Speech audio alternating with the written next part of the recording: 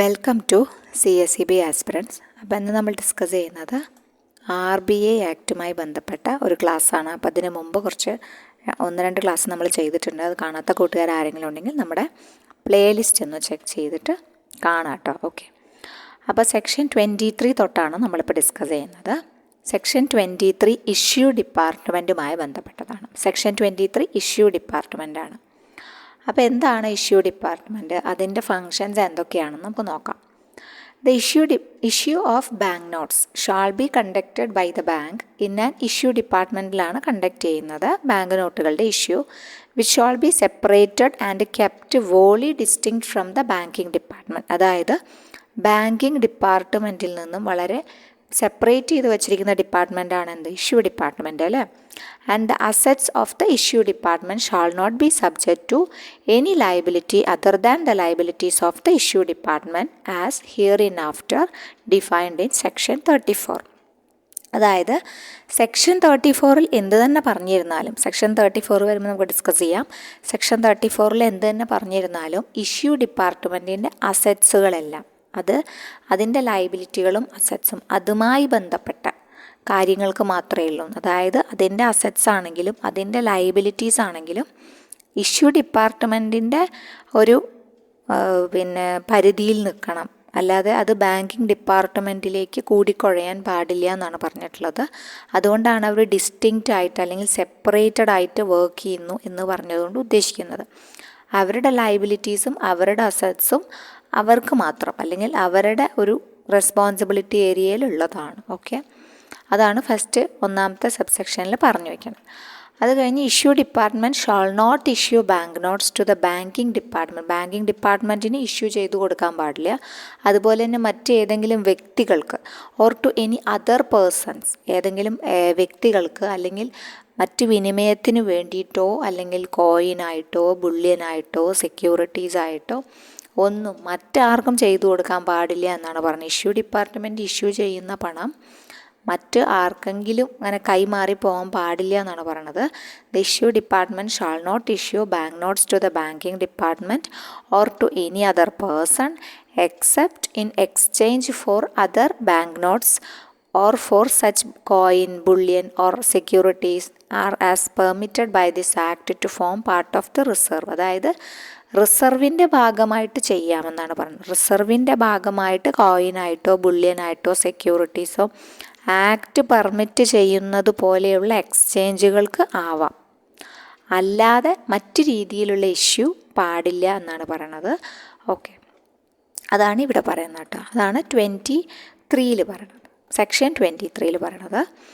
പിന്നെ സെക്ഷൻ 24 വന്നാൽ അവിടെ ഡീനോമിനേഷൻ ഓഫ് നോട്ട്സുമായി ബന്ധപ്പെട്ട കാര്യങ്ങളാണ്. ഡീനോമിനേഷൻസ് എന്ന് വെച്ച് കഴിഞ്ഞാൽ പല 2-ൻ്റെ ഉണ്ട്, 5-ൻ്റെ ഉണ്ട്, 10-ൻ്റെ ഉണ്ട്, 20-ൻ്റെ ഉണ്ട്, അങ്ങനെ പല തരത്തിലുള്ള നോട്ടുകളുണ്ട് അല്ലേ. അപ്പോൾ സബ്സെക്ഷൻ 2 പറഞ്ഞ പോലെ തന്നെ ബാങ്ക് നോട്ട്സിൽ ഡീനോമിനേഷൻ വാല്യൂ ഉണ്ട്.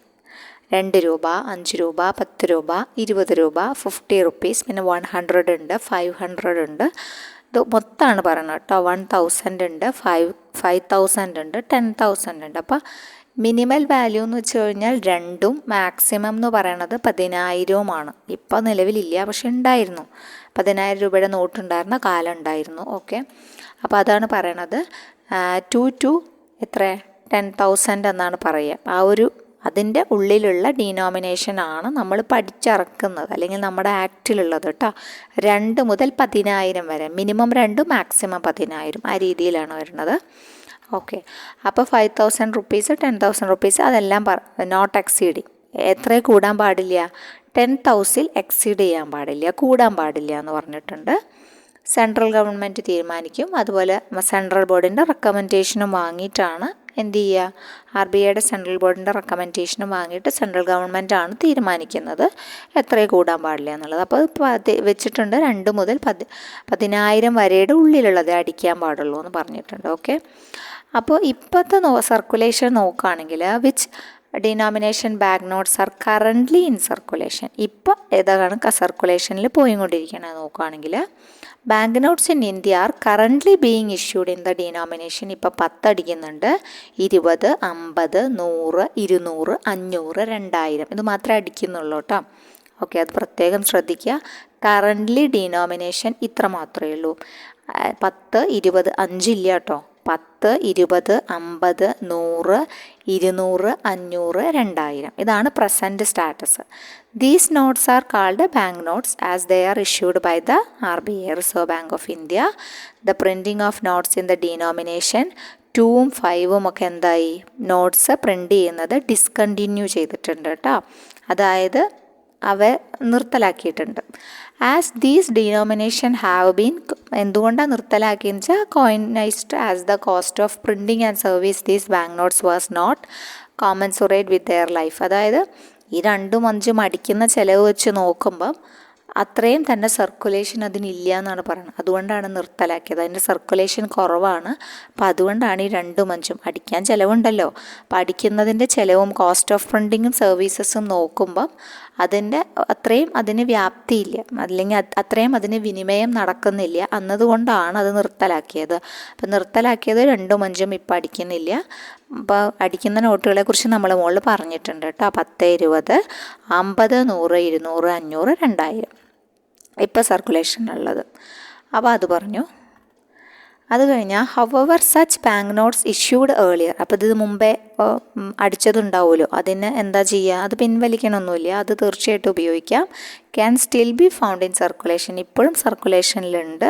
And these bank notes continue for to be legal tender, അവർക്ക് നിയമപരമായിട്ടുള്ള വാലിഡിറ്റി ഉണ്ട് താനും കേട്ടോ. മുമ്പ് അടിച്ച എല്ലാ കാര്യങ്ങളും ഇപ്പോഴും മാർക്കറ്റിൽ ഓടിക്കൊണ്ടിരിക്കുന്നുണ്ട്, കുഴപ്പമൊന്നുമില്ല. പിന്നെ 1 റുപ്പിയുടെ കാര്യം പറഞ്ഞു. 1 rupees notes issued by the government of India from time to ടൈമിൽ അവർ 1 രൂപ നോട്ട് അവരാണ് അച്ചടിക്കുക.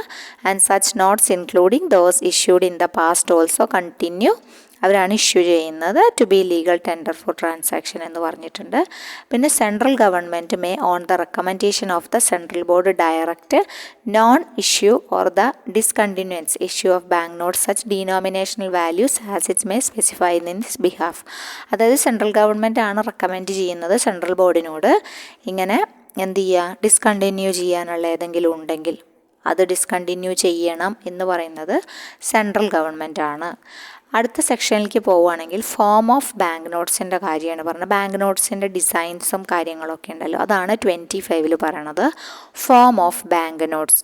അപ്പോൾ ഇത് ഡിസൈൻസും ഫോം ഓഫ് മെറ്റീരിയൽ ഏതാണ് എടുക്കേണ്ടത്, ബാങ്ക് നോട്ടിൻ്റെ ഡിസൈനുകൾ എങ്ങനെ വേണം എന്നൊക്കെ തീരുമാനിക്കുന്നത്, അപ്രൂവ് ചെയ്യുന്നത് സെൻട്രൽ ഗവൺമെൻറ് ആണ്. After the consideration of the recommendations made by central board എല്ലായിടത്തും ഉണ്ട് കേട്ടോ. RBIയുടെ സെൻട്രൽ ബോർഡാണ് പിന്നെ എല്ലായിടത്തും ഉള്ളത്. പക്ഷേ ഈ സെൻട്രൽ ബോർഡ് റെക്കമെൻഡ് ചെയ്യുന്നത് വെച്ച് സെൻട്രൽ ഗവൺമെൻറ് അപ്രൂവ് ചെയ്തതിന് ശേഷം മാത്രമേ ഡിസൈനും മെറ്റീരിയലും ഒക്കെ തീരുമാനിക്കാൻ പറ്റുള്ളൂ. അപ്പോൾ ഏത് മെറ്റീരിയലിലാണ് അടിക്കുന്നതെന്ന് വെച്ചാൽ അത് paper currently being used printing bank notes in India is made by using 100% cotton എന്നാണ് പറയുന്നത് കേട്ടോ. 100% കോട്ടണിലാണ് ഇപ്പോൾ അടിക്കുന്ന പിന്നെ പേപ്പറുകൾ വരുന്നത്. Okay, the paper currently being used for printing of bank notes in India is made by using 100% cotton ആണ്, അതൊന്ന് ഓർത്ത് വയ്ക്കുക. പിന്നെ അടുത്ത പോയിന്റിലേക്ക് വരികയാണെങ്കിൽ legal tender character of notes, അവരുടെ നോട്ടുകളുടെ നിയമപരമായ ടെൻഡർ സ്വഭാവം എങ്ങനെയാണെന്ന്. Every bank note shall be legal tender, എല്ലാവർക്കും ലീഗൽ ടെൻഡർ ഉണ്ടല്ലോ, ലീഗൽ വാലിഡിറ്റി ഉണ്ട് അല്ലേ, അതുകൊണ്ടാണ് നമുക്ക് കൊടുക്കൽ വാങ്ങലുകൾ നടത്താൻ പറ്റുന്നത്. At any place in India in payment, ഇന്ത്യയിൽ എവിടെ പോയാലും അതിന് സാധുതയുണ്ട്. Or on account for the amount expressed, ആ കൊടുത്ത എമൗണ്ട് 50 രൂപ എന്ന് എഴുതിയിട്ടുണ്ടെങ്കിൽ ആ 50 രൂപയ്ക്ക് തുല്യമായ സാധനം നമുക്ക് വാങ്ങിക്കാം, അല്ലെ എന്തും സാധനമോ സേവനമോ. And shall be guaranteed by the central government, central government നമുക്ക് ഗ്യാരണ്ടി തരുന്നുണ്ട്. ഓക്കെ, അതാണ് പറയണത്. Legal tender character of notes എന്ന് പറയണത് സെക്ഷൻ 26 അപ്പോൾ അത് നമ്മൾ മലയാളത്തിലൊന്ന് പറയുകയാണ്. വ്യവസ്ഥകൾക്ക് വിധേയമായി ഓരോ ബാങ്ക് നോട്ടും ഇന്ത്യയിലെ ഏത് സ്ഥലത്തും പണമടച്ചോ അല്ലെങ്കിൽ അതിൽ പറഞ്ഞിരിക്കുന്ന തുകയുടെ പേരിലോ നിയമപരമായ ടെൻഡർ ഉണ്ട്, കൂടാതെ കേന്ദ്ര സർക്കാർ അതിന് ഗ്യാരണ്ടിയും നൽകുന്നുണ്ട് എന്ന് പറയുന്നുണ്ട്. ഓക്കെ, ഇനി അടുത്ത പോയിന്റിലേക്ക് വരികയാണെങ്കിൽ 26A എന്താണെന്ന് നോക്കാം. 26A എന്ന് പറഞ്ഞാൽ സെർട്ടൈൻ ബാങ്ക് നോട്ട്സ് ടു സീസ് ടു ബി ലീഗൽ ടെൻഡർ. അതിപ്പോൾ ലീഗൽ ടെൻഡർ ഉണ്ടെന്ന് പറഞ്ഞു, എന്നാൽ ചില നോട്ടുകൾക്ക് ലീഗൽ ടെൻഡർ സീസ് ചെയ്യപ്പെട്ടു, നിർത്തപ്പെട്ടിട്ടുണ്ട്. അപ്പോൾ അത് ഏത് തരത്തിലുള്ള നോട്ടുകളാണെന്ന് നോക്കാം. അപ്പോൾ certain bank notes to be cease to be legal tender, അവരുടെ ലീഗൽ ടെൻഡർ ഇല്ല, അല്ലെങ്കിൽ ലീഗൽ ടെൻഡർ നഷ്ടപ്പെട്ടിരിക്കുന്നു, അല്ലെങ്കിൽ അത് കഴിഞ്ഞിരിക്കുന്നു. അത് ഏത് ടൈപ്പാന്ന് നോക്കാം. നോട്ട് വിത്ത്സ്റ്റാൻഡിങ് എനിത്തിങ് കണ്ടെയ്ൻഡ് സെക്ഷൻ 26 എന്തൊക്കെ പറഞ്ഞാലും സെക്ഷൻ 26 പറഞ്ഞിട്ടുണ്ട് എല്ലാ നോട്ടുകൾക്കും ലീഗൽ ടെൻഡർ ഉണ്ട്, ഇന്ത്യയിൽ എവിടെയെങ്കിലും എവിടെ വേണമെങ്കിലും കൊടുക്കാൻ വാങ്ങാം എന്നൊക്കെ പറഞ്ഞിട്ടുണ്ട് അല്ലേ. പക്ഷേ എന്തു തന്നെ 26 പറഞ്ഞിരുന്നാലും no bank note of the denomination value of 500 rupees, അതുപോലെ 1000 റുപ്പീസ് 1000 രൂപ, 500 രൂപ, അതുപോലെ 10,000 റുപ്പീസ് 10,000 രൂപ issued before the 13th day of January 1946. 1946 ജനുവരി 13 മുന്നേ ഉള്ള നോട്ടുകൾ കേട്ടോ. ഏതൊക്കെ നോട്ടുകൾ? 500, അതുപോലെ തന്നെ 1000, 10,000. ഈ നോട്ടുകൾക്കൊന്നും എന്തില്ല, ലീഗൽ ടെൻഡർ ഇല്ല. ലീഗൽ ടെൻഡർ സ്റ്റോപ്പായിരിക്കുന്നു എന്നാണ് പറഞ്ഞത്. കാരണം അത് പിൻവലിച്ചതാണല്ലോ. നോട്ടുകൾ ഇപ്പം പണ്ട് 1000 രൂപയുടെ നോട്ടുണ്ടായിരുന്നു, അപ്പോൾ അത് പിൻവലിക്കപ്പെട്ടു അല്ലേ. ഇപ്പോൾ 1000 രൂപയും കൊണ്ടുപോയാൽ അതിന് ലീഗൽ ടെൻഡർ ഉണ്ടോ? ഇല്ല. കാരണം അത് നമുക്ക് ഉപയോഗിക്കാൻ പറ്റില്ല. അതിപ്പോൾ വെറും ഒരു കടലാസാണ്, അത്രേ പറ്റുള്ളൂ, അതിന് അത്രേ വാല്യൂ ഉള്ളൂ. അപ്പോൾ അതാ പറയണത്, ഈ എന്ത് തന്നെ 26 പറഞ്ഞിരുന്നാലും 1946 ജനുവരി 13 മുന്നേ ഉള്ള ഈ 3 നോട്ടുകൾക്കും ഇന്ന് വാലിഡിറ്റി ഇല്ല, ലീഗൽ ടെൻഡർ ഇല്ല എന്ന് പ്രത്യേകം പറയുന്നുണ്ട്. അതിൻ്റെ കാരണം എന്താ വെച്ചാൽ അന്ന്, അതായത് highest denomination note for ever printed by the RBI എന്ന് പറഞ്ഞു കഴിഞ്ഞാൽ അത് 10,000 രൂപയുടെയാണ്. ഓക്കെ, 10,000 രൂപയുടെയാണ് അന്ന് അടിച്ചതിൽ വെച്ച് ഏറ്റവും ഹയസ്റ്റ് ഇതുവരെ ഉള്ളത് കേട്ടോ. അതിന് മുകളിലേക്ക് നമുക്ക് അതിനുള്ള ഇതില്ല. ലോ പ്രകാരം അല്ലെങ്കിൽ ആക്ട് പ്രകാരം 10,000 മാക്സിമം നിൽക്കുന്നത്. അപ്പോൾ അത് മനസ്സിലായിട്ടുണ്ടാവും. നോട്ടിൻ 1938 അവരത് അന്ന് ഇഷ്യൂ ചെയ്യുന്നത് കേട്ടോ. ഈ ഹയസ്റ്റ് ഡീനോമിനേഷൻ വരുന്നത് 1938. പക്ഷെ അത് ഡീമോണിറ്റൈസ് ചെയ്തു എന്ന് അന്ന്, അതാണ് പറഞ്ഞത്, ജനുവരി 13, 1946 ഡീമോണിറ്റൈസ് ചെയ്തു, തിരിച്ചെടുത്തു. അപ്പോൾ അതുകൊണ്ട് തന്നെ നിർത്തലാക്കിയ കാരണം പിന്നെ അതിന് വാലിഡിറ്റി ഉണ്ടോ? ഇല്ല. പിന്നെ അതിന് ലീഗൽ ടെൻഡർ ഉണ്ടോ? ഇല്ല. അതാണ് പറഞ്ഞത്. ഇനി ഈ 10,000 എഗെയിൻ ഇൻട്രൊഡ്യൂസ് ചെയ്തു, 1954 ഇൻട്രൊഡ്യൂസ് ചെയ്തു. പക്ഷേ ഈ നോട്ട്സ് വീണ്ടും ഡീമോണിറ്റൈസ് ചെയ്തിട്ടുണ്ട് 1978. പിന്നെ നമ്മൾ കേട്ടിട്ടില്ല, 1978 ഡീമോണിറ്റൈസ് ചെയ്തതിന് ശേഷം പിന്നെ 10,000 രൂപയുടെ നോട്ടുകളെ കുറിച്ച് നമ്മൾ കേട്ടിട്ടില്ല. ഓക്കെ, അപ്പോൾ ഇങ്ങനൊരു പ്രോസസ്സ് നടന്നിട്ടുണ്ട്. അതുകൊണ്ടാണ് ഈ ഒരു സെക്ഷനിൽ ഇങ്ങനെ പറഞ്ഞു വെച്ചിട്ടുള്ളത് കേട്ടോ. സർട്ടൻ ബാങ്ക് നോട്ട്സ് ടു സീസ് ടു ബി ലീഗൽ ടെൻഡർ. അത് ഏത് നോട്ടാണെന്ന് നിങ്ങൾ പ്രത്യേകം ഓർത്ത് വയ്ക്കുക. ഏത് വർഷമാണ് ഡീമോണിറ്റൈസേഷൻ നടന്നത്, 10,000 നോട്ട് ഏത് വർഷമാണ് ഇഷ്യൂ ചെയ്തതെന്നൊക്കെ ഒന്ന് നോട്ട് ചെയ്ത് വെച്ചാൽ നന്നായിരിക്കും. അപ്പോൾ no bank notes of the denominational value of 500, 1000, 10,000 issued before 30th day of January 1946 shall be legal tender in payment or on account for the amount expressed therein. ഇനി highest denomination note for ever printed ഏതാണ്? Reserve bank 10,000. അത് 1938 issue ചെയ്തത്. പിന്നെ ഡീമോണിറ്റൈസ് ചെയ്തു ജനുവരി 13, 1946 ആയപ്പോൾ. പിന്നെ വീണ്ടും 10,000 issue ചെയ്തു 1954. പിന്നെ വീണ്ടും ഡീമോണിറ്റൈസ് ചെയ്തു 1978. പിന്നെ അതിനുശേഷം ഡീമോണിറ്റൈസേഷൻ പിന്നെ നമ്മുടെ 1000 രൂപ പിൻവലിച്ച ആ കാലഘട്ടത്തിലാണ് നടന്നത് കേട്ടോ. ഇനി അടുത്തത് പറയുന്നത് 27, അതായത് സെക്ഷൻ 27 എന്താ പറയണത് നോക്കാം. അത് റീ ഇഷ്യൂ ഓഫ് നോട്ട്സിനെ സംബന്ധിക്കുന്നതാണ്. Reissue, the bank shall not reissue bank notes which are torn അല്ലെങ്കിൽ ഡീഫേസ്ഡ് അല്ലെങ്കിൽ എക്സസീവ്ലി സ്പോയിൽഡ് ആയ നോട്ട്സുകൾ റീ ഇഷ്യൂ ചെയ്യാൻ കഴിയുമോ എന്നാണ് ചോദ്യം. ഇല്ല അല്ലേ. Bank shall not reissue എന്നാണ് പറഞ്ഞിട്ടുള്ളത്. ബാങ്കിന് പിന്നെന്ത് ചെയ്യാൻ പറ്റില്ല? Bank shall not reissue bank notes which are torn, defaced അല്ലെങ്കിൽ എക്സസീവ്ലി സ്പോയിൽഡ് ആയ നോട്ടുകൾ റീഇഷ്യൂ ചെയ്യാൻ കഴിയില്ല എന്നാണ് പറഞ്ഞിട്ടുള്ളത്. അത് പറയുന്നത് സെക്ഷൻ 27 എന്ന് ഓർത്തിരിക്കുക കേട്ടോ. ഓക്കെ, അപ്പം നമ്മൾ കുറച്ച് പോയിന്റുകളെ ഉൾപ്പെടുത്തിയിട്ടുള്ളൂ. ബുദ്ധിമുട്ടുള്ള ഭാഗമൊന്നുമല്ല, കുറച്ച് പോയിന്റുകളാണ് നമ്മൾ ഉൾപ്പെടുത്തിയിട്ടുള്ളത്. ഉപകാരപ്പെട്ടു എന്ന് വിചാരിക്കുന്നു. ഓക്കെ, അപ്പോൾ നമുക്ക് ഇവിടെ ഇമ്പോർട്ടൻ്റ് ആയ പോയിന്റുകൾ ജസ്റ്റ് ഒന്ന് പറഞ്ഞിട്ട് പോവാം. എന്തൊക്കെ തരത്തിലാണ് ഏതൊക്കെ പോയിന്റുകളാണ് നമുക്ക് ഇമ്പോർട്ടൻ്റ് ആയതെന്ന് നോക്കാം. ഇഷ്യൂ ഡിപ്പാർട്ട്മെൻറ്റിനെ കുറിച്ച് നിങ്ങൾ ഓർക്കണം. അതുപോലെ തന്നെ ബാങ്കിങ് ഡിപ്പാർട്ട്മെൻറ്റിനെ കുറിച്ച് ഓർക്കണം. ഇഷ്യൂ ഡിപ്പാർട്ട്മെൻറ്റും ബാങ്കിങ് ഡിപ്പാർട്ട്മെൻറ്റും ഡിസ്റ്റിങ്ക്റ്റ് ആണ് ഓപ്പറേഷൻസിൽ നിന്ന് ആലോചിക്കുക. അവർ ലയബിലിറ്റീസും അസറ്റ്സും ഒന്നും കൂടിക്കുഴയാൻ പാടില്ല, രണ്ടും രണ്ടായിരിക്കണം. പിന്നെ ഇഷ്യൂ ഡിപ്പാർട്ട്മെൻറ്റിൻ്റെ കാര്യം പ്രത്യേകം ആലോചിക്കേണ്ടത്, റിസർവിൻ്റെ ഭാഗമാക്കി മാറ്റി വെക്കേണ്ടത് ഇഷ്യൂ ഡിപ്പാർട്ട്മെൻറ്റ് ആർക്ക് എക്സ്ചേഞ്ച് ചെയ്യുന്നുണ്ട്? ബാങ്കിങ് ഡിപ്പാർട്ട്മെൻറ്റിന് കൊടുക്കുന്നുണ്ട്. പക്ഷേ അതല്ലാത്ത മറ്റൊന്നും കൊടുക്കാൻ പാടില്ല. അതായത് മറ്റൊരു വ്യക്തിക്കോ മറ്റൊരു ഡിപ്പാർട്ട്മെൻറ്റിനോ ഞാൻ ഈ ഡിപ്പാർട്ട്മെൻ്റ് ആണല്ലോ പണം അടിച്ചെടുക്കുന്നത്, അതുകൊണ്ട് ഇവർക്കൊക്കെ കൊടുത്തേക്കാം എന്ന് വിചാരിച്ച് കൊടുക്കാനൊന്നും പറ്റില്ല. അത് എന്താണോ ആസ് പെർ ആക്ട് അതിനനുസരിച്ചിട്ട് മാത്രമേ ചെയ്യാൻ പറ്റുള്ളൂ. പിന്നെ ഡീനോമിനേഷൻ്റെ കാര്യം പറയുകയാണെങ്കിൽ നോട്ട്സ് മിനിമം 2 ആണ്, മാക്സിമം 10,000 ആണ്. അതിൻ്റെ ഇടയിലുള്ള ഡീനോമിനേഷൻസ് ഒക്കെ അടിച്ചിരുന്നു. പക്ഷേ ഇപ്പോൾ കറൻ്റ്ലി എത്രയാണ് അടിക്കണത് നിങ്ങളൊന്ന് ശ്രദ്ധിക്കണം. ഇപ്പോൾ വരുന്നത് 10, 20, 50, 100, 200, 500, 2000 ആണ് ഇപ്പോൾ പ്രസൻ്റ്ലി സർക്കുലേഷനിലുള്ളത്. അത് പ്രത്യേകം നോട്ട് ചെയ്ത് വയ്ക്കുക. പിന്നെ എന്തുകൊണ്ടാണ് ഡീനോമിനേഷൻസ് ഏതാണ് കട്ടാക്കിയത്? 2ഉം 5ഉം ആണ് ഇപ്പോൾ ഇല്ല, ഡിസ്കണ്ടിന്യൂ ചെയ്തിട്ടുണ്ട്. എന്തുകൊണ്ടാണ് ഡിസ്കണ്ടിന്യൂ ചെയ്തത്?